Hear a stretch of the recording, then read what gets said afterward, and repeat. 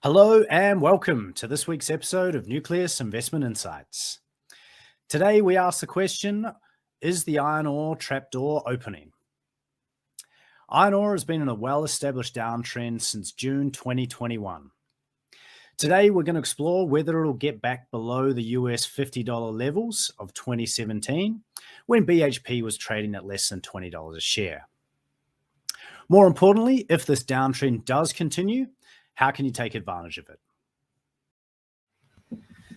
Today, we have our commodity expert, chief strategist, and co-founder of Nucleus Wealth, David Llewellyn-Smith. Dave, welcome. G'day, Sam. Good to be here. Excellent to have you. Today, as always, we have Nucleus Wealth's other co-founder and chief investment officer, Damien Klassen. Damo, welcome. Thanks, Sam. How you going? Good, thanks. My name's Sam Kerr. I'm a senior financial advisor at Nucleus Wealth. Just a reminder, the information in this podcast is general advice and does not take into account your personal situation. If you do want to discuss your personal financial situation, please go to our website at nucleuswealth.com/contact and you can book a call with me to have a no obligation chat. We are live every Thursday at 12:30 Australian Eastern Time. So jump on the Nucleus Wealth YouTube channel and you can ask any questions that come to mind and we'll do our best to answer them during the show.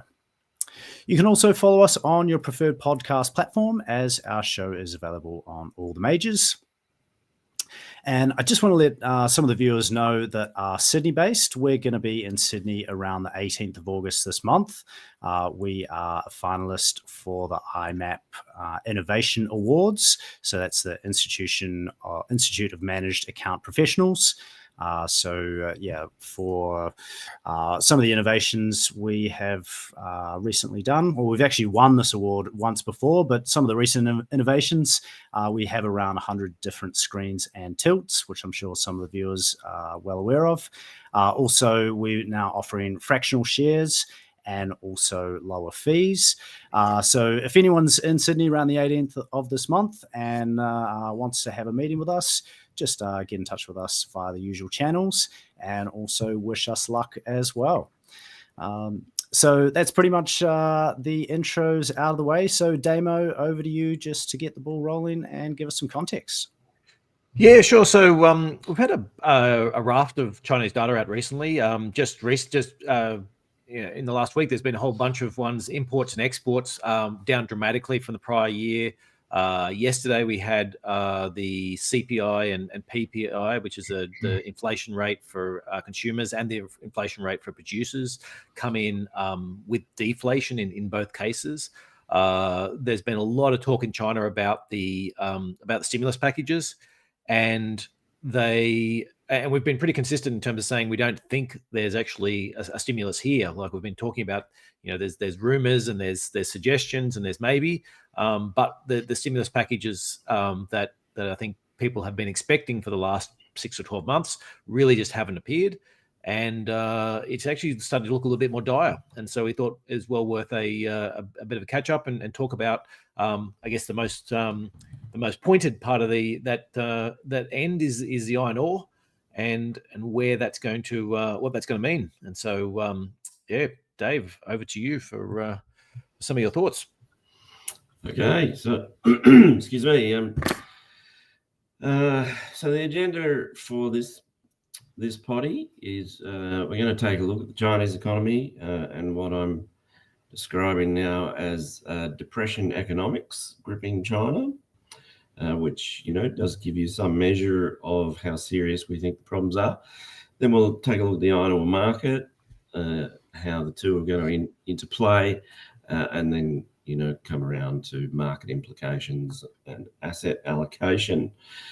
So without further ado, we'll jump in and take a look at what's going wrong in China. We've been returning to this subject pretty regularly for about 2 years. That subject being, a slowdown in China, and in particular, the center of it being a property bust. We're all probably pretty aware that for the last 20 years, China has undergone this extraordinary property boom following, so various liberalisation policies around the millennium, which is focused very much on building property and driven by their very, very large urbanisation program. So moving lots of people from the country, former farmers, into the cities, and where they, have been building these tens of thousands of apartment blocks to house everybody. And in development economics, this is pretty classic kind of development pattern, where you're getting your population into urban centres where they can be more productive, which drives a lot of income and GDP growth for a very long time. It's a kind of guaranteed way to grow for a long period of time. However, things started to go badly wrong in the property build out in China. Well, quite a while ago, but in particular, after some pretty serious overbuilding developed in the last decade, the government, as we kind of got through COVID, decided to sort of again try to address the leverage that had built up in this enormous property construction boom that it had going for 20 years. And listeners may recall the phrase "the three red lines," which were imposed by Beijing on property developers. And they were basically leverage caps on their development sector, which operated at extraordinary leverage. Typically, a good one is like leverage of 10 times income, Damo, like versus 1 in Western markets. Well, sorry, in terms of the debt side, no, it's actually, well, so if you look at debt to market cap, which is sort of like debt to total value of it. So you add up the amount of equity and the amount of debt, and that sort of gives you a better picture. It is a little bit sensitive in that when share prices move, it can change this ratio, but it's probably a better measure than looking at the book values. And so basically, for every $1 of equity, shareholders' equity you've got in China, there's $10 worth of debt. And this is not just one company or one or two bad apples. This is like you look through the top 20. It is pretty consistent across all of them. That sort of 1 to 10, or maybe for some of them it's 5, and other ones it's 20. But yeah, it's big. And then if you talk about, say, the US developers, for every $1 of equity, there's 7 cents worth of debt. So it's just it's going to completely the opposite direction in a completely other way. And a typical company, for every $1 of equity, you might have you might have 25 cents of debt if you could take on if you're a company that could take on, it was actually stable earnings and all that type of stuff, which developers don't tend to be. Developers, why you only see a small amount is because developers, they go through cycles. We have a building cycle, and they're volatile companies. And so, developer goes bust is not a headline that people are surprised to hear. Whereas, if you saw a telco go bust or something like that, people would be, a lot more surprised about that, because they're a lot more of a stable industry. Yeah. So rather than say debt, we should perhaps say liabilities, right? Because a lot of this is either to like counterparty trade. No, that's just the debt. There's then on top of that. On top of that, then you have the amount they owe to people who have prepaid. And that's probably better at looking in terms of their sales. Like the amount they've lent to people they've prepaid to is about 130% of their annual sales. So basically, if they build for the next 15 months and don't take $1 worth of more sales, by the end of it, they'll have built all the properties that people have already paid them, given them the money for. And then that's the whereas in the US, again, that's like a fraction of like, it's like less than 1% of sales, whereas this is 130%. And then finally you have the suppliers. And so typically, most people be, 60 days is like the limit. Most companies are somewhere around 45 days worth of the bills that you've accrued and are owing. In China, it's over 180 days. So it's more than 6 months. And that's not just suppliers, actually. That's suppliers and staff and your own staff. So there's lots of these places where their own staff haven't been paid the full entitlements for ages. So, Okay, and again, so this is not like there's one or two bad apples and one or two big bad apples that's making the whole lot of them look bad. It is pretty consistent across the entire top 20. yeah. So and there are of course hundreds. So if not thousands, and I dare say the top 20 may be the better end of the leverage spectrum. Yeah, and the other thing to come over the top of this is that this is what we know about. Like, Yes. usually when these things happen, and you actually see genuine blow-ups, like the debt comes out from all over the place. You never knew about. Oh yeah, there's they've guaranteed something here, or they've borrowed from somebody else over there, and it's hidden behind a structure and whatever it is. Yeah. There is almost certainly a significant part of that would, I'd be very, very surprised if there wasn't at least 25% more debt out there. And could it be double the debt? Yeah, sure, it could be.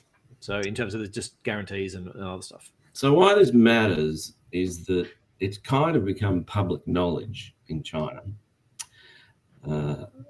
because once these leverage caps were put in place, the developers faced a lot more scrutiny in terms of delivering upon their undertakings to buyers. And various local governments and stuff started freezing escrow accounts, for instance, where these prepaid sales for apartments, where that money was kept, whereas previously developers had just accessed that as slushed funds and stuff. So if you look at the chart we've just provided here, you can get a sense of just how dramatic this crash in credibility of the development sector in China has been, with starts where they have fallen over 50% in the last couple of years from this super boom. They're still, by the way, way too high, and so are sales. But there are huge discrepancies in this data, as you can see here as well. Sales and starts don't gel with completions at all. And if you actually add up the gap between them, it's like 75 million missing apartments. And so it's really kind of the Wild West we're talking here. But this crazy segment that has driven so much of the fast catch-up growth in China is in serious trouble. It is in a debt deflation, basically. It's unwinding. A balance sheet recession, if you like. The implications of it are, all by itself, before we move on to other headwinds, are that things like monetary policy, easing for property markets, which we've had successive rounds of already, are simply pushing on a string at this point. That is, they've stopped working. People don't want to borrow. They don't trust the developers. And then on top of all of this, the urbanisation pulse has well and truly peaked and has started to fall away, and people are aware of that. And so we're really into what it looks like a long cycle unwind here. And actually, could I just add as well? It's a great idea to get, if you're a developer, to get your customers to pay up front. Like, how nice is that? In Australia or any other country, if you can get a 10% deposit, fantastic. And then off you go and you build your apartment. Then you get the money for it after. In China, they've actually managed to get people. It's become institutionalized and normalized to pay the entire amount up front. The problem now is, and if you accept that discrepancy between sales and completions is somewhat real, then the developers may have been sitting on billions and billions of dollars for a decade of stuff that they never built. Exactly. They've been spending that up on lavish lifestyle. Yeah. Well, it's a bit like your credit card, isn't it? It's actually saying there's a wonderful, if you get yourself a new credit card, you can have a wonderful, glorious month where you spend and spend and spend, and now you're spending the rest of your life trying to pay the thing off. When you need to, and that's effectively what's happened with this, is that it's a wonderful, glorious period where you get people to pay for the entire apartment up front. But once you work out, actually, we've already spent that money on, whatever, fast cars and trips overseas and funneling money out of the company wherever we could. Now we actually have to go and build that thing and pay it back. And you know what? People are no longer want to put up a full amount because exactly this reason. And so if you're going to go back to basically counterparty risk has just run riot here. Yeah. So people don't trust them, don't want to buy it. Prices are falling as well, and then urbanisation has stalled. So, the entire rationale for getting rich in property in China is in deep reverse. So the first point to make in terms of depression economics gripping China is that they are pushing on a string in monetary terms. It's been very difficult to get households to resume borrowing in mortgages. And the latest round of stimulus will try again, but it will almost certainly fail, we think, because the counterparty risk between buyers and providers is just too large. The government stepped in the middle and is trying to fund the developers to make completions, but with all the other factors, it's just too much. As well as just affordability is ridiculously difficult for young Chinese, and household formation is starting to reverse, or certainly slowing rapidly with the unwind of urbanisation. So really bearish story. So on top of that, this was a kind of only half this kind of construction. We'll call it a bubble. It was basically a bubble for the last 10 years at least. China itself told us this before the GFC. Its premier was telling us that it built too much investment. And, the second part of it was local governments that were selling land to developers and then using a lot of that money to build infrastructure. And so it was this combined, construction boom, running wild for the last 10 years. And of course, the developers now have, with all these leverage caps, can't get debt. They're, on the other hand, having to fulfill their obligations. So their cash balances in escrow accounts, aren't what they thought they were. So they simply don't have the funding to buy land. So land banks are starting to unwind. And so the local governments don't have the funding to build the infrastructure anymore. And they also borrowed $9 trillion over the last 10 years or so.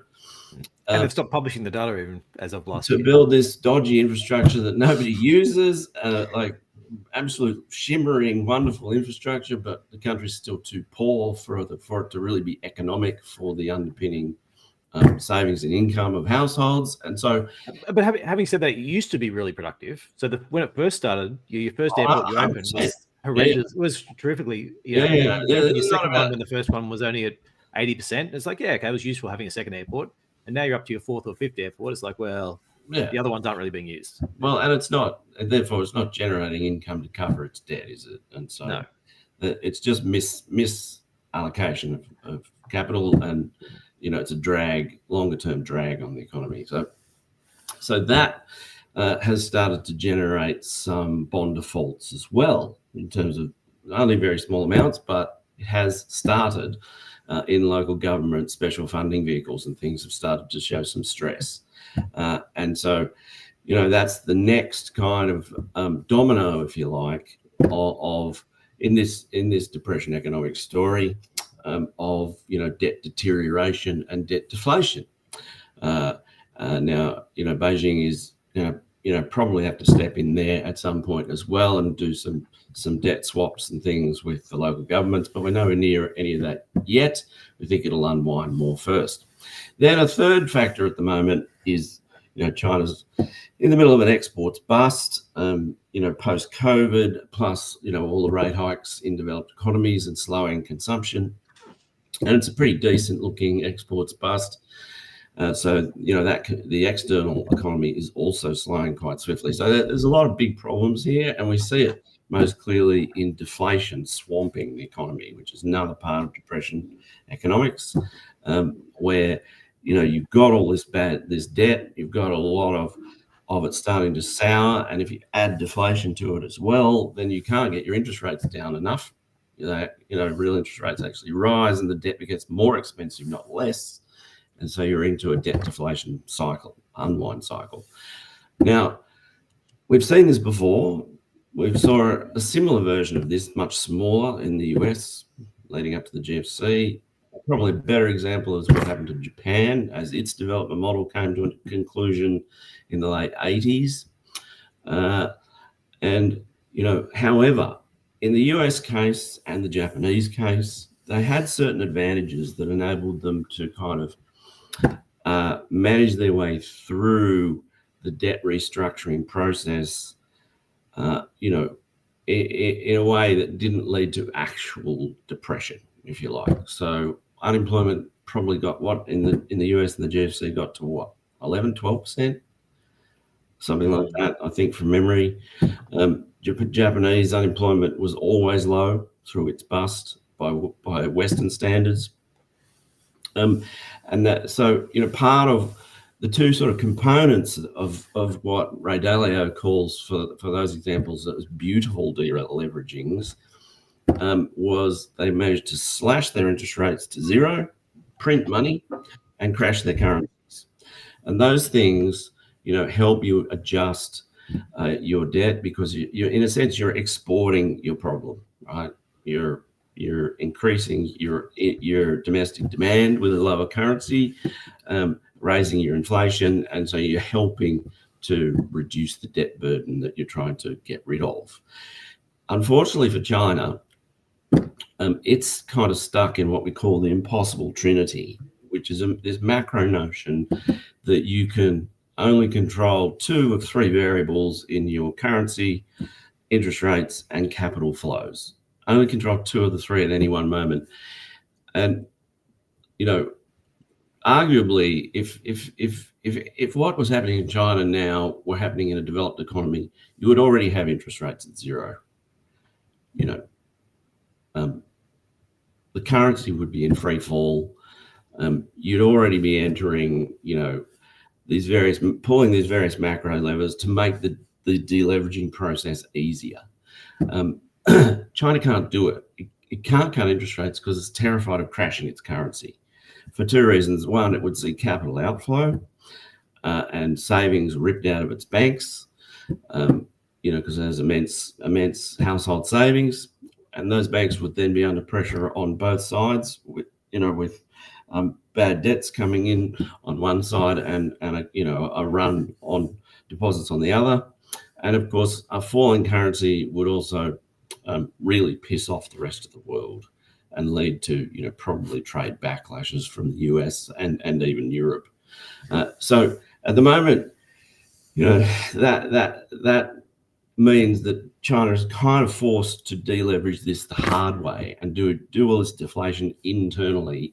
And we're starting to see that in really difficult problems for a government. So, for instance, failing domestic demand, it has produced 21.3% or 23.3% youth unemployment. And that's what they're telling us, right? So, we're daily getting reports also that China is pretty much trying to hide everything that's going on in its economy from everybody. There are fatwas coming out saying you can't talk about, anyone who mentions deflation is going to have their organs auctioned off. And so we know already like that, and they're actually telling us that youth unemployment is 21%. So it's probably far worse. And so, this is, a very difficult situation to manage for China. I've today started calling it something of a reverse GFC. So, as described previously, just a few moments ago, in the case of Japan or the US, because they could, because their debt problem allowed them to slash rates, print money, crash the currency, they could export their problems, to the rest of the world. They had to absorb some of the adjustment. But without that possibility, China's got to absorb this all internally, and all these debt shots have got to be rationalized the hard way. So, these crashing developers will sooner or later, because they have a lot of debt to local banks, those bad debts are going to roll into the banks in China as well. And so we're going to see some bankruptcies, I think, in regional banks, probably not at the national level with the big policy banks, but they'll be forced to lend into those regional banks, and there'll be big counterparty risk. And then, as said, there'll have to be a lot of debt swaps with the local governments and the national government as well. So excuse me, this as I'm calling this the reverse GFC, because it's kind of the same dynamics that have transpired in these previous major shocks, but it has to be all absorbed internally in terms of the debt, but it will roll outwards in other ways. So, for instance, growth is going to crash, already has, will crash further. We're going to see commodities demand come off, probably sharply, intermittently stimulated, but sharply, and in trend terms, just keep coming off. And so, it is a kind of global crisis that comes out of it, but it won't be, the same as the GFC in the sense that you won't just see this major kind of counterparty banking crisis that rolls out of China, because they own the banks, and so that's probably containable. So that gives you some idea of how difficult the management of this adjustment is for China, and of course, because it's centered on property and infrastructure, it is integral to steel production, one, and commodity demand, second. Excuse me. So, when you're talking steel, when you're talking property and infrastructure, the first cab off the rank is steel, but it'll affect base metals as well, and already is. And things like copper and other inputs into steel. So it's a broader story, but today we want to focus on iron ore, because this is really where the rubber hits the road, if you'll pardon the mixed messages, mixed metaphor. So David, just one question before you get in there, because I think the first thing, most people, we've obviously been talking the story for a while, and we spoke about in the past that they've had 3 or 4 goes at this, and they keep pulling out and deciding not to. So the real thing, the real question with me for China has always been not will it happen, because I think there's it's inherently these imbalances will need to be resolved at some point. The question is when, and I guess, and why now in terms of the timing. Yeah. Well, I mean, why now is simply, without being too facetious, that's the side of bed that Xi Jinping got out of 2 years ago, right? I mean, he decided he'd had enough of leverage in the development sector. It was wildly out of hand, but it was wildly out of hand in 2018 when they stimulated. It was wildly out of hand in 2015 when they stimulated, and 2012, and even the GFC, it was already excessive. So it's just a decision, probably coming out of the fact that he's now God King rather than president. When he's been elected for life, that he feels he's probably cleaned out enough enemies that he feels he can fashion the economy after his image, and he has from the outset, from his rise, said houses are for living in, not for speculation. He apparently believes in supply side investment as the driver of growth, but productive supply side investment as the driver of growth. He wants to see, Chinese capital allocation get more efficient and get rid of this, kind of crazy overbuilding. And he doesn't ever give any money to consumers or households. And so, I guess he just reached the point where he decided that will do. We're done, and we're coming out of it. Now, why now, though? And can it be reversed is the question. Because the other thing I guess I'd add to it as well is just in terms of the overall thing is the debt was accelerating as well. So there was when you first start this, when you first become when it first becomes uneconomic, is okay, well, we took this debt out, we had interest rates of 6%, and we were earning a 15% return, everything's fine. And then that return goes down as the projects get worse, and eventually you're earning a 5% return, and you're paying 6% on your debt, but it's only 1% per year, so you can just ignore it. But then I guess as it got lower and lower and lower, that's part of the thing, is this debt burden. It's now, to get the same amount of growth that you could have got 10 years ago, you're going to need to probably put 10 times the amount of capital into that. Yeah. Nonetheless, I think if he had have moved earlier to remove the red lines, he probably could have kicked it for another cycle. Yeah. But at the same time, urbanisation is slowing quite fast, and so persisting with it was always going to create a larger and larger gulf between the boom and the underpinnings. So I think the most pointed question at this point, given especially we've just been through the Politburo meeting and markets have had wildly inflated hopes of stimulus, is can they reverse this? And I don't think they can. Yeah. Like, that's why I'm here to present this today, is because I actually think this is past the tipping point. Yeah, and that's exactly where I'm getting to. This is there's this point with all these things where let's take the Irish government, for example, when the GFC happened and that fell over. They desperately wanted the housing boom to continue.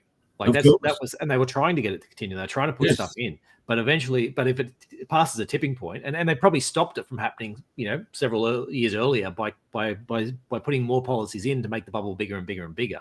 Yeah. But eventually, once it starts going the wrong way and everyone starts taking a step back and going, and the emperor finally can be seen to have no clothes. Telling everyone that's clothed is no longer an option. And so the question is, why is China past that point, I guess, now? Well, I think the counterparty risk between developers and buyers has tipped into irreparable. And I think the urbanisation story being loose is just turned investment into China's property into nonsense. And then the risk of Xi Jinping himself, I think, here is material, and his capriciousness in kicking the can on this 1 minute and then shutting it down again, which he's done like 3 or 4 times since 2011. So, but this time he was much more determined. Now, Marcus got very excited after the Politburo meeting when the phrase, property is for living in, not for speculation, was dropped, right? And, there is some push to reduce, kind of macroprudential limits on property buying for like second buyers, also to reduce down payments and stuff for first home buyers, lots of stuff happening at the local level to make property cheaper. What I'd point to for why I'm very skeptical that any of this is going to work beyond maybe short-term sugar hits is the reopening of China after COVID. Now, China was locked down in COVID, for a year? Property buying was really, really suppressed and difficult. It came roaring out of the gates and reopened. Everyone got sick for a bit and, so many died, etc., and it was fine. And then off property went. And it had like a 6-week boom, right? And then it went straight back down again, and has been falling ever since, all year. Now, if that amount of pent-up demand coming out of a year of being locked up away from property can only give you a 6-week buying boom afterwards, then something's snapped psychologically in the market. Like, people are not coming back. And I just don't think that the levers are there to do it. Perhaps if they really, slashed interest rates to zero, they could stimulate a bit more activity. I don't know. We won't know because they can't do it. But I think basically the market's broken. And I think their tools, owing to their choices within the impossible trinity, mean that their tools are too limited to fix it. So the base case is that this just keeps going. This just keeps getting worse. And what stimulus will be about is stopping it from turning unruly. So, Beijing will have to do enough spending at the local level to keep some construction going. They're already doing that, funding the developers, to complete stuff. They'll have to start funding the local governments as well on the same basis as their, special purpose vehicles start to go under. So they'll be drip feeding this money in effective bailouts to stop the thing from unwinding completely, because they can't allow that. It's so enormous. that it's way too big to fail, but it's also way too big to save, right? So they were, in a sense, they realise they simply have to let this thing deflate. But so I think that's what stimulus now is. Stimulus is a life vest to stop it sinking and drowning and taking down the entire Chinese economy with it, which is also a risk case. I don't think it's the base case. I think the base case is they keep dripping the dollars, the yuan in there to stop it from dramatically sinking. But that's what stimulus is now. So those are my reasons for why this is now done. So we'll come back and have a look at iron ore in a minute. I think Sam's got a message for you. We'll be back with the investment insights very shortly. Nucleus Wealth is an active and passive investment manager. If you like what you're hearing and want some help with your investing, we can do it for you via our active portfolios. Our tactical and core portfolios use the insights shared in this podcast to construct and manage your investment. We blend tactical portfolios to offer our combinations of international shares, Australian shares, government bonds, and cash. We vary the asset allocation with the goal of protecting your capital in times of market uncertainty. We also have active international and Australian share portfolios. These are chosen using our quality and value investment philosophy. You can find out more at nucleuswealth.com. Now back to the show. So guys, we've had a question come through from Robert Miller, which I'm sure is on many people's minds. So Robert's asking, how does Nucleus Wealth get reliable data on China and therefore make reliable conclusions? And then he goes on to say, it sounds very, very bad, but how are you getting this reliable data? The answer from my perspective, and Dave will, I guess, answer because he looks at a lot of this as well, is that the data is not reliable, and you've got to deal with it as best you can.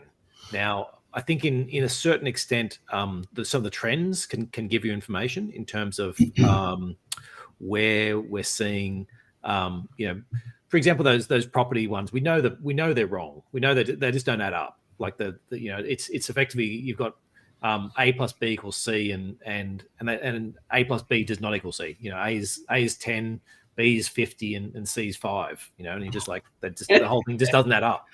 And so, but we can see the trend in A, we can see the trend in B, and we can see the trend in C. And so we can say, okay, there's probably some truth within those, and try to work it out. And then we can play with that equation and go, okay, well, let's say C is wrong and A and B is true. What does that mean? Okay, what happens if C's right and B's the missing one? What happens if it's and so you can sort of have a look at the different scenarios and try and extrapolate out. But the real answer is, look, even in developed economies, and with people who are trying to present what they think is the real data as opposed to what they think other people want to see, this stuff is all estimates, and that gets revised. And quite often, at the start of recessions, we'll get this one set of data come out, say employment data or something like that, and they'll say, oh yeah, employment was up. And then a month later, they'll actually revise it down and go, oh, maybe it was actually flat. And then 3 months after, they'll go, well, actually, now we've got all the data in. We can see that actually the employment data we said, at the time was up, was actually down by a significant amount. And so that happens in every economy. So China's one step worth. And the other thing I wanted to highlight is that China, the data, one of the things we know about how it's presented is that there's a saying that whenever you start to measure something, then it becomes less useful because people will try and game the measure. Now, I don't care what my contribution to GDP is. I care about my income, and I compare about my performance, investment performance, and all these things like that, where I'm getting measured and scored. I couldn't care less what my contribution to GDP is, and I'm guessing Sam and David as well, that whatever they do whatever you guys do for GDP doesn't matter. In China, most local governments do get measured on what their contribution to GDP is, and so they game the figures. So in the same way that we see, we have this thing called end of financial year sale. And what is an end of financial year sale? We're trying to dress our books up. We've got a big inventory. We're trying to run our inventory down and bring in the cash, so that when we turn to the auditors, we go, hey, look, we haven't got any. We hardly got any inventory. Look at this cash. What a great business we are. Like, it's actually we sell it. The fact that we're gaming it, and think of that's effectively what's happening in China for GDP, is that local governments are measured by that. And so if there's a way they can shift things around to try and get their GDP to look better, they will. And one of the things we really noticed in the data is that, say this property data, it all sort of matched up until 2006, 2007, and then it gradually got a little bit further worse and worse and worse and worse and worse. And now it's miles apart partly because I think people have been gaming the system about how they announce things and making it a little bit worse and a little bit worse and a little bit worse every time. It's like, well, I overstated numbers by 5% last quarter, and so now I have to overstate them by 5.5%. And now I have to overstate them by 6%. Otherwise, and nobody can ever finally admit to what the true thing is. So yeah, so mainly about trend, but acknowledging that we have to look at every single bit of data out of China with even more skepticism than we usually do. Yeah, and excuse me on that. I mean, even the publicly listed developers, the ones that are defaulting on bonds and things, half of them have stopped reporting. Yeah. The idea that there's accounting transparency in this sector and even in the Chinese equity market's a joke. Yeah, and one of the key things that you might have seen, there's this whole issue about Chinese companies being listed in New York and everything like that, is that it's the actual structure of it's really weird in terms of it's a vague promise from a Chinese company to some company in the Bahamas that they'll provide some input into this company, into this entity that's listed on the New York Stock Exchange. But one of the issues is to be listed in most Western markets, and particularly New York, is you're meant to have all your accounts audited by a recognized auditor, and China won't allow Western auditors come in and have a look at these companies. And so even those companies that we as David, they've just stopped reporting, but we never really trusted their accounts anyway, because we never knew what we don't trust Western auditors who are in theory only slightly so the data is definitely dodgy. Yeah. But so trend is helpful, but I think the experience of watching this data over like nearly 20 years, it's a bit. We kind of take the approach of like Li Keqiang did, with the Li Keqiang index, where he says, "No, look at GDP. Look at these 3 or 4, more reliable measures of activity that will tell you what's really going on in terms of levels of activity in the economy." So you can get a sense of the correlation between macro data and certain objective correlatives, if you'll pardon the phrase. So like I've watched property starts and charted them against iron ore. I haven't provided that one here, but there's always been a very close correlation, except for right now. And I think that we can discuss that disjunction going forward. I think that's partly because the government has stepped in to boost completions and a couple of other factors. But you can look at much more objective data measures that are second derivative to the stuff that you're looking at, and that will tell you, how accurate or not your trends are, or at least it informs a conclusion. And the other thing, from 20 odd years of looking at Chinese data and just monitoring what's going on, is that they go through these periods where they crack down on information and what's out there. Like for a while, Stan Hugh from Rio got locked up for basically certainly some people were suggesting all he was doing is collecting normal economic data about competitors, and it was deemed spying. And that they go through these phases of when they really crack down on it. And I just want to say that they're going through a phase right now, as David said, of cracking down on the data. They never crack down on the data when everything's great. It's never like we're trying to hide how well everything's going over here. Exactly that's never the case. It's always the opposite. Yeah. So that's one part. And the other really interesting one is that on that whole Xi thing is that now they've got investment banks and stockbrokers and private equity and those type of people have to do like monthly study sessions where they all sit around. It's like a Bible study session. You get the Bible from Xi, and everyone sits around and tries to interpret what he's telling people. Like that's a mandate at all these companies now. And so it's we talk about it being driven by the cult of a person, but we're not being it's not hyperbole. There is a genuine issue going on here where where things are different. Yeah. Okay, so let's flip over to iron ore and see how we could translate this depression economic story. So first, we're going to have a look at demand. And basically, over the last 6 months, Chinese steel demand has been remarkably good. It's up 12 million tonnes year on year, largely driven by exports. Whenever you get a Chinese bust of sorts and falling steel prices, the exports immediately go up a lot because they start dumping their overproduction onto global markets, and that's what we've seen in the first half. Now, why this is potentially a problem in the second half of the year is authorities are pretty much committed to falling steel production for the next few years. Like it peaked in 2020 and fell in 21 and 22. If what they generally do is put a cap on steel output basically in the second half of the year to ensure that the overall year falls.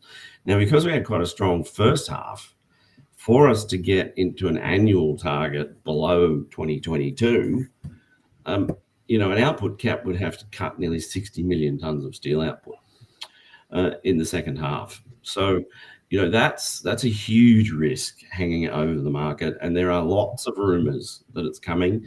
We've seen a number of provinces do it individually already, only small ones, but they have done these national caps in the past. And partly it's part of the whole kind of rationalisation program, but it's also about carbon output and things. So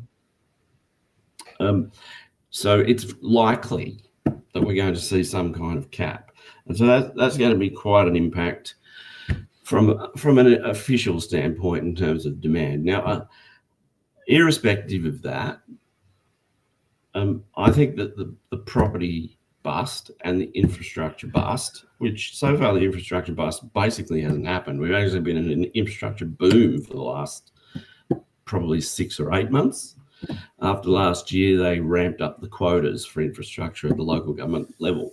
This year, however, they haven't. And so there's a baked-in fall of about 5% for infrastructure funding, and it's actually a lot bigger than that because a lot of that funding is now funding prior funding rather than actually turning into investment. So there is going to be a material infrastructure downdraft in the second half, as well as what looks like the property completions starting to tail off towards what's happened in sales and starts. And so, whether we get the output cap or not, my gut's telling me that we're going to see underlying weak demand. And so, those two things together, apparent demand, which would be hit by an official cap, and underlying demand, which would be weak anyway, look like they'll probably come together in the second half. So that gives us a pretty dour outlook before the end of the year. But I should make the point, that basically these are the dynamics now in play permanently. I see this happening year after year after year from here, not without interruption. Stimulus episodes, little comebacks in various markets, little mean reversions, little moments of pent-up demand, you name it. But and rest assured that everyone will think this time it's back on. Yes, and maybe they will, but it doesn't look like it. As far as we can tell, now it's looking like it's too far. The avalanche has started. The snowball. When it was little, you could have stood in front of it and stopped it. It's now going to take. If you try and stand in front of it, but they will be forced to keep throwing lifelines to it. Yes, as we discussed, stimulus will be about stopping it sinking too fast. So, and that could be overdone from time to time. You might get a lot of infrastructure in a short period of time, which would be enough to juice demand for 6 months. Yeah. Um, and actually, on the property developers, they're effectively government utilities now. Is what we're saying. Is that they're just going to be drip fed enough debt to keep building and doing the stuff they've already said they're going to do. Yeah. Because you know, if I looked at these companies and let's say you wiped out their entire debt tomorrow, you just said no debt for this company, it's all gone. There's still enough liabilities in terms of what they owe all their suppliers and all that type of stuff, plus what they owe all their customers, for you to be a little bit nervous about investing in it, even if you had zero debt. You know, on these things, you'd be like, do I really want to put money into that thing? You know, or are they just going to rack up? So there's. They are. I mean, we've spoken about for years about being them uninvestable, but yeah, now they're literally a government. They're effectively already been bailed out. You know, the only reason they're alive now is because the government has said that they're going to keep dripping this debt to them. Well, it's a political move now, just to political and economic, in multi-dimensionally political, in the sense that they can't allow all these Chinese households to be dudded on apartments they bought. Right? Yeah, exactly. And it'll be one thing if you're saying, oh well, there's all these people who've put 5% deposits down, and actually we might need to help bail those guys out. But it's not that. There's all these departments that just haven't been built yet that we just need to keep these companies alive until, because it's one thing to say, Dave, you know, here you go, here's your 5% deposit back, that because the property company fell over and we're going to bail you out. But it's a different thing to say, you know. And this is where the Ponzi element of this comes in as well, because, you know, what they used to do was have the new flush of sales coming in that enabled to build the backlog of staff. Exactly. While they were siphoning off, you know, their $1 billion lifestyle, but the sales are all crashing. So the top of the Ponzi is like emptying. And so the government's slowly starting to tip money in there to stop it actually completely unwinding. So what that amounts to, if we flop over and look at iron ore balance and supply, you know, either via iron ore cap or falling fundamental demand, it's some kind of, you know, 50, 100 million ton iron ore surplus, I think. If you take today as a balanced market, say, which is probably, you know, roughly where it's been at about $100, you know, that you describe that as relatively balanced, I think. So you know, that's materially weak, and is enough to see, you know, the price looking to find, you know, the highest cost marginal producer in the iron ore market, like looking to shake out some expensive production. You know, that's probably $80 is where it starts to happen for, you know, the more expensive Chinese output. Well, yeah, but then you run in as well into, like, there's game theory in here as well, isn't it? Because China's, you know, obviously having a lot of problems in terms of its trade policies with others and blockages and all these types of things. And it's got designs on Taiwan, and you know, there's this issue about, you know, from a political and geopolitical sense, does China want its iron ore mines to all close up and be more reliant now on other countries, or would they actually prefer to lose a little bit of money in by propping some of these things up as well, and letting some mines go off in Brazil or Australia?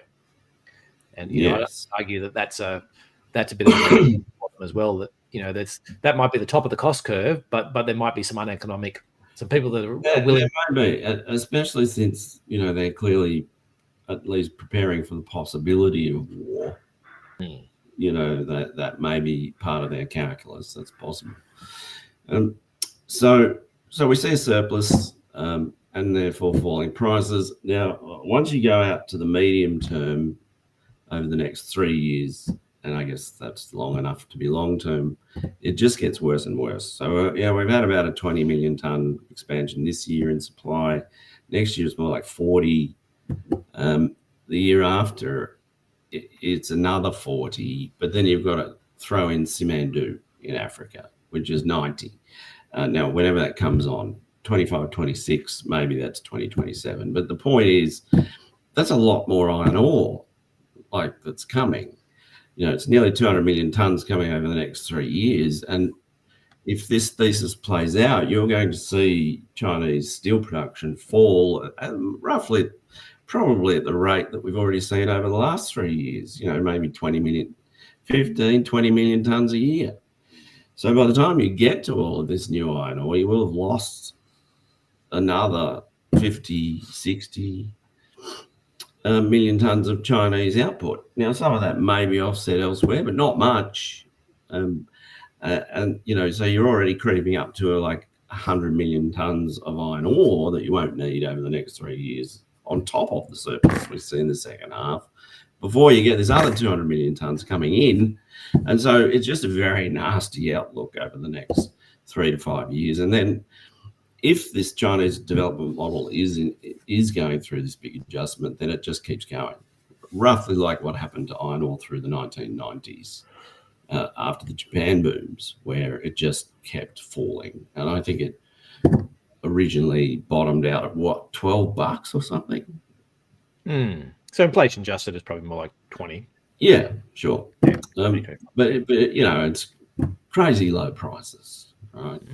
Now, there's just one more kind of thing I've thrown in here, which you could have put in demand, but it's an important swing factor, and that is this. There is some weirdness going on in the steel scrap market and steel recycling, and it's quite big in China these days. Like you can see the chart. That's millions of tons of recycled steel, which obviously doesn't require iron ore.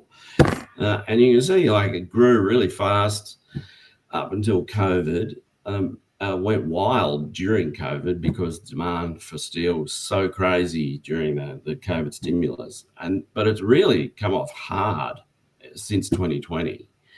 And this has absorbed a lot of the impact of everything that we've been discussing over the last 2 years. This has been like an escape valve for iron ore.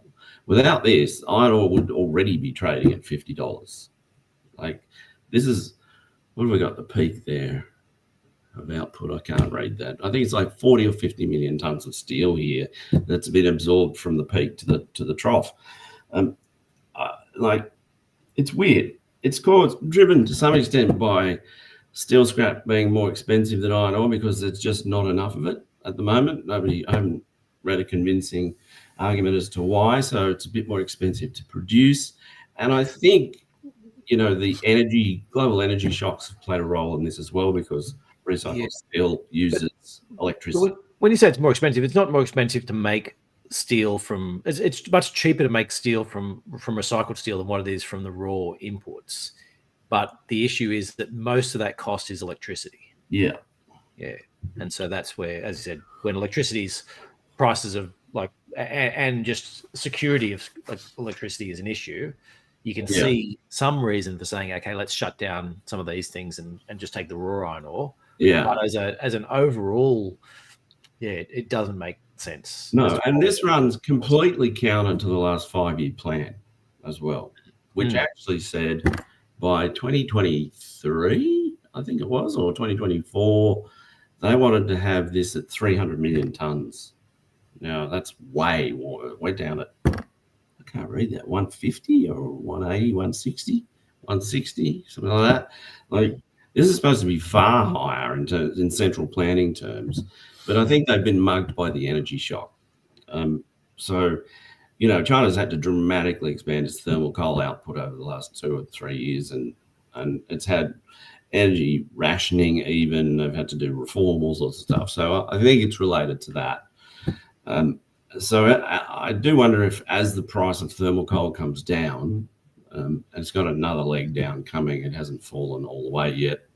It's back to like about 150, I think. Those are still insane prices.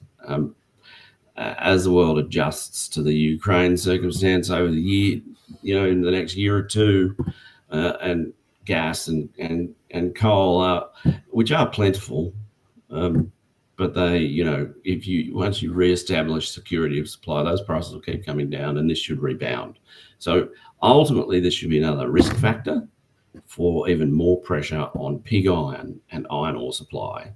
But for the time being, it's actually worked in iron ore demand's favour as these real headwinds have come to bear. So I think we're going to throw to you, Sam, are we? We'll be back again shortly. If you like what you're hearing but want a low-cost passive option, Nucleus Wealth is the first to offer passive direct indexing in Australia. The first generation of passive investing was index funds. The next gen was ETFs. Now direct indexing is here with significantly more customization and control. The benefit of direct indexing is you can add or subtract investment themes, and we have almost 100 different options to choose from. For example, you could buy an international share direct index portfolio that excludes fossil fuels and arms manufacturers and has a tilt towards cybersecurity and cloud computing. Alternatively, you could buy a portfolio with no screens and an extra exposure to nuclear power and defense contractors. You can find out more at nucleuswealth.com. Now back to the show. So now we have our question of the week. This is for viewers to have some discussion in the comment section over the coming days. So the question for this week is this finally the end of the Chinese construction bubble? So feel free to post your thoughts and engage with us and some of our other viewers over the coming days. And now we've got the investment implications. Yeah, so I might start with that's just the overall part, and then I'll kick back to you, David. But the overall part, how do you play this? So if you believe the story, what is the way to play this? And there's a whole bunch of different ways you can do it. We're positioned within some of our equity portfolios for being effectively shorted by not owning the stocks. We do have some hedge fund products we run for wholesale investors, where we sort of play around with some of the option strategies, and we look at shorting and things like that. And I guess it's worth noting that actually options prices have been going up a little bit recently, but they're actually still quite historically cheap. So options has been a nice way to play it rather than through sort of trying to short these things. But I might kick over to you first, Dave, on your thoughts on investment implications, and then we can talk about how we can do this individually. So we're entering a seasonally weak period traditionally for iron ore over the next kind of 2 months, 10 weeks. So my feeling is we're going to get a pretty decent downdraft through that. That's really a down payment on what is going to become a cost curve shakeout for iron ore for many, many years, I think. So, that just means you keep grinding lower to the highest cost marginal producer until they cut their production and go out of business, and then you shunt lower to the next one. And so the price just has to keep shunting down. And the amount of iron ore we're talking about rationalizing out of the global economy over the next 5 to 10 years, it's in the multiple hundreds of millions of tons. So it's going to go low, and we're going to see some pretty big producers pushed out of the market eventually. I think most of these dynamics apply equally to coke and coal, though I don't think it will be as bad because some of the rising powers in steel like India actually need coke and coal. They don't have much of it, whereas they have plenty of iron ore. They're not going to save iron ore, but they will help on coke and coal. So it's a more multi-dimensional story in that sense.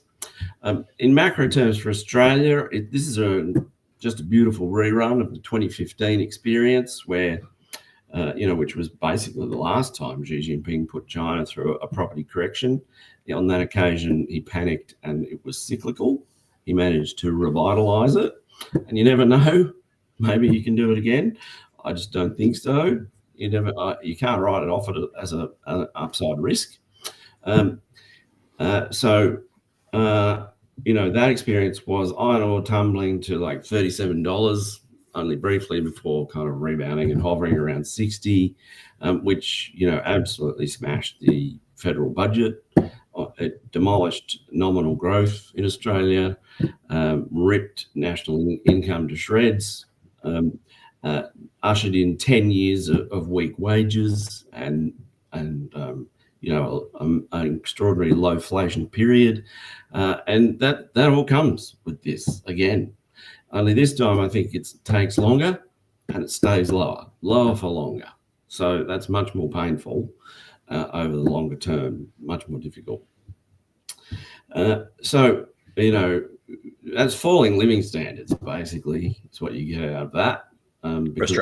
For Australia, yes. So, what will authorities do? How will they react? Well, they'll probably be forced to raise taxes, for instance, to fill the deficit hole. That's one way that this trickles into the real economy and living standards fall, as you've got less income, as well as lower pay rises and a lower stock market and a weaker jobs market. I expect they'll probably do what they do no matter what happens these days, in good or bad, and that is probably raise immigration even higher. So that will ensure that nearly all of this income adjustment, will fall on workers rather than capital. And so, you can mount a case that we'll have extremely weak wages over the next 5 to 10 years. Inflation will be weaker on the back of that, with perhaps the exception of rents, which will be driven wild by ongoing immigration, presuming that's the way the government is going. And I don't know, it's so addicted to this particular lever, and the media is so hooked on it, and the narrative is so gaslit and watertight that I guess it will continue. But what it does mean is Australian interest rates will fall more than elsewhere. You could take that as a prompt to buy Australian property. I'm sure Chinese certainly will, and others may as well. You'll have falling interest rates and immigration driving lots of demand. But I think the really big kind of lever of adjustment in this is the Australian dollar. This is a great weak Australian dollar story.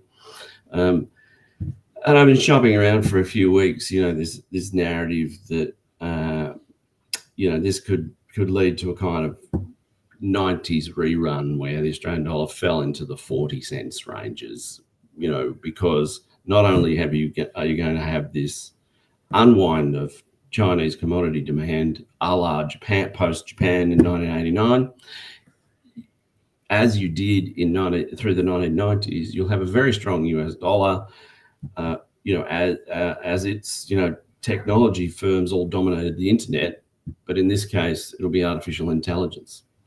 And so you have this kind of nice analogy for that period that could lead to an extremely weak Australian dollar. And so, the way to play that, I guess, is to have your assets offshore.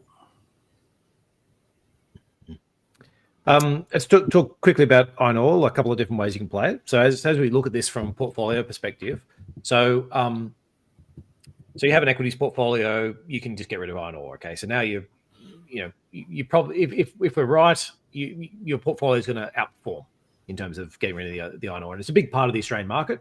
There's ways you can use tilts and screens in ours, but within our own portfolios, our own active portfolios, we're knocking these stocks out at the moment. But the issue for there is, say, let's say the whole market's going down, then the market might be down 10%, you might be only down 3 or 4% because you didn't have iron ore, but you're still down.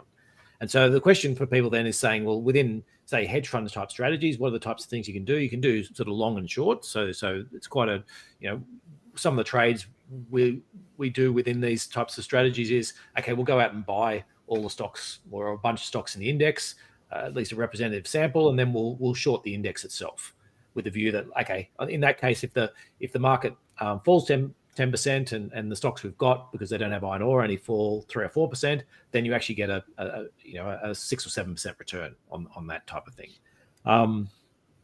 There are issues sort of rolling contracts and all that type of stuff like that, but that's a sort of an easier way to go than trying to short the stocks. We find anyway, easier than trying to short the stocks themselves.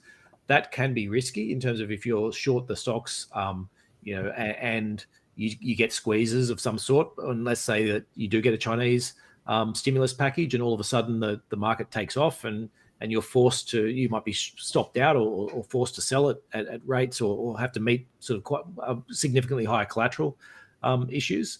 Whereas typically in the, when you're shorting the market and long a basket of stocks just without the ones you want, you don't have as much of that issue. The cost is usually a fair bit less as well. You can play option strategies, so we're certainly doing that within ours as well. So options, you hear about the VIX index, and effectively think about the VIX index as a cost for options. When it's low, it's sort of sub 15. It's much more attractive to be doing option strategies. When it gets high, it's less it's less useful. So the types of things we do on that is things like, you can just buy put options. The problem with that is you're paying away on a put option. There's it's basically like an insurance cost. So you can only run put options for so long. You want the timing as well as the event when you're running those. There are some strategies you can do to lessen that. So there's for one client in particular, we're running some put spread strategies, and with the idea that you can lower the cost of the options and give yourself a little bit more leverage. But also within those, you might think about it as being, okay, I've got a within your portfolio, you might go, okay, I could go out and I could run this some long short on $1 million worth of securities, or actually just go out and buy options and run something on $50,000 or $100,000 with a view that, okay, if I was going to, that one might go to zero, or it might triple, but it's a much more leveraged play. So I'm going to do that with a very small part of the overall portfolio. So there's those ones. And then obviously just being short these stocks. So a number of different ways you can play this and actually look to try and make money from these if you think that it's right, keeping in mind that the strategies around that, and happy have a chat to us about what we can do within our own portfolios. But the idea very much is that it really depends upon how much you believe the story, how worried you are about the opposite happening, and making sure that you're not going to, if you do get some sudden announcement from China, and even if the announcements themselves aren't genuine or not going to be followed through, the market can act like they're going to, they're genuine, they're going to be followed through for a while, and you want to make sure that you're not going to get stopped out, or you're not going to run into risks on that front while it's happening. So it's a few quick investment ideas about how we're looking at it within our own portfolios. Yeah, and Damo, I'd just like to add to that as well, for those long-term, long-only investors within Nucleus Wealth. You mentioned within the active portfolios, we are taking these views into account, but say for the passive, for the passive portfolios, if you're just buy and hold, you can take advantage of the screens or the tilts, so you can include or exclude certain themes or stocks. Yeah. So with the tilts, if you've got the opposite view, if you don't think iron ore is going to fall, you could add in the GICS sector materials. And then also with the exclusions, you could, if you think iron ore is going to fall, you could exclude GICS sector materials there as well. Yeah. One other thing I did want to say as well. Sorry, I forgot to mention that you can play the iron ore market itself in terms of will the iron ore price go up or down. The issue you can often get from stocks is you can get more leveraged play on that if you think it's a longer term issue. So we think it's a longer term issue for it, and the market will come to that realization, is that effectively, if you're playing the iron ore price for saying, okay, I think the iron ore price in 6 months' time is going to be lower, and I'm going to take a bet on the individual stock, you're sort of exposed to one time point. Whereas when you're buying or shorting, a Fortescue or a BHP or someone like that, you're effectively looking at the long term. If we're expecting iron ore price to fall and stay low for a considerable period of time, when that gets discounted and added into the stock price, that can often get you more leverage than just doing it on the raw commodity price.